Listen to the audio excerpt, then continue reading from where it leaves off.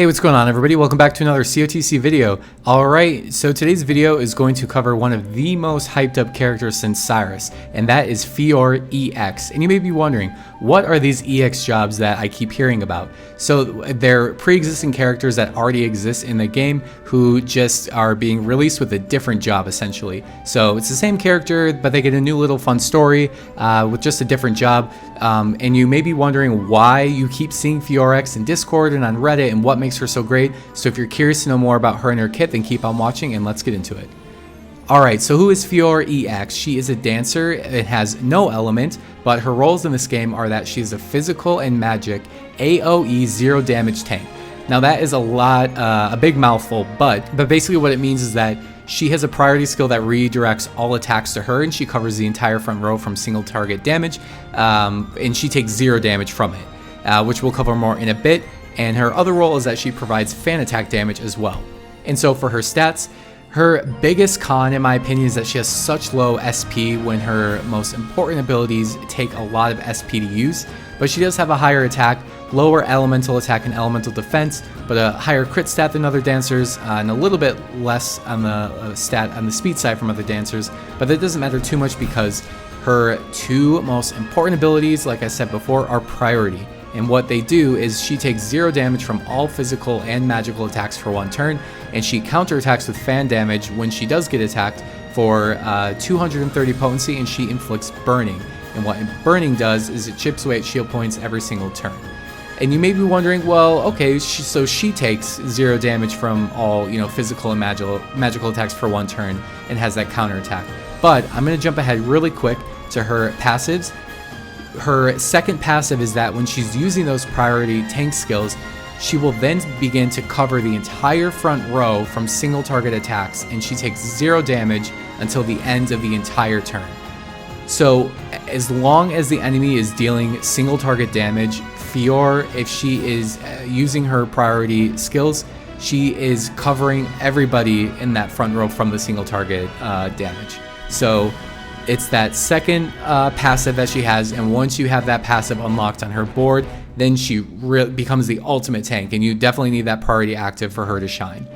So she just takes all the attacks towards her for zero damage, and this can be incredibly helpful in things like Arena or in the future with more challenging content.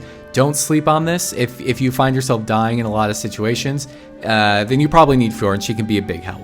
So she also has a 3-hit fan attack that deals 1 additional hit if the enemy has burning for 65 potency. She has a priority 1-hit single target fan attack that inflicts burning for 2 turns, but if the enemy already has burning, then it's going to inflict burning again for 6 turns.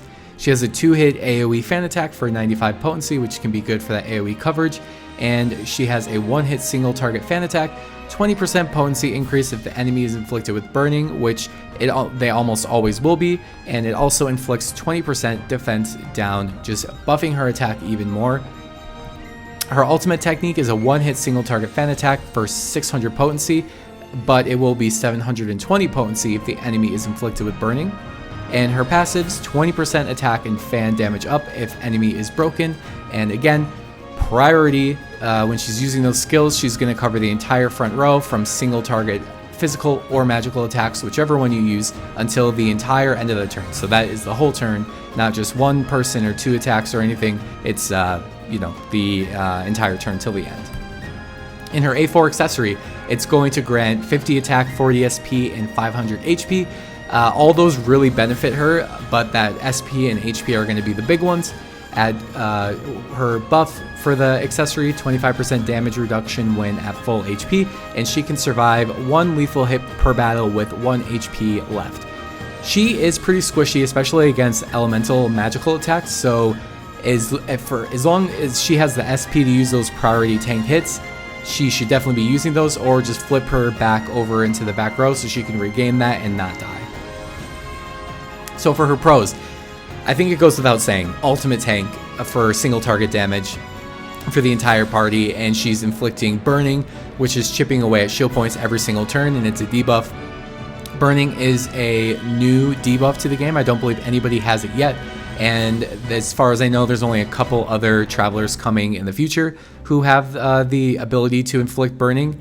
So it's definitely a good debuff to have. But the main reason why we're pulling her, for sure, is that tanking capability. In her cons, she just has such low SP, and those priority tank skills, I believe, take 80 to 85, something like that SP. So she needs a fan that's going to give her as much SP as possible. Give her the accessories that give her all the SP, accessories that will regenerate her SP. Just really prioritize her SP over any other stat. And so am I going to pull? 100% yes.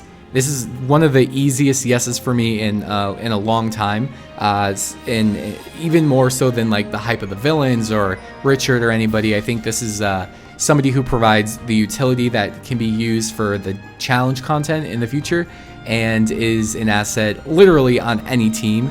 And I haven't beaten Largo yet, for instance, and I know that when I pull her, I'm just gonna first thing I'm probably gonna do is just go do Largo, because I know I'll be able to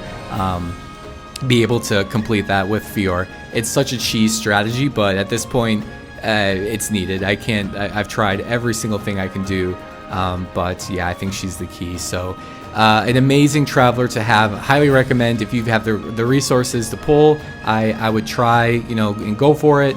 I plan on doing the paid step up just to kind of almost guarantee her with that one lap. But I'm curious to hear your thoughts. Do you think that Fiore lives up to the hype, or do you think she's overhyped and everyone's doing too much about her? Or do you plan on pulling? Really curious to hear your thoughts. Thank you so much, as always, for watching. I will have a Fiore EX review up tomorrow. Good luck with your pulls if you plan on pulling for her. Thank you, as always, for watching, and I'll see you in the next one. Peace.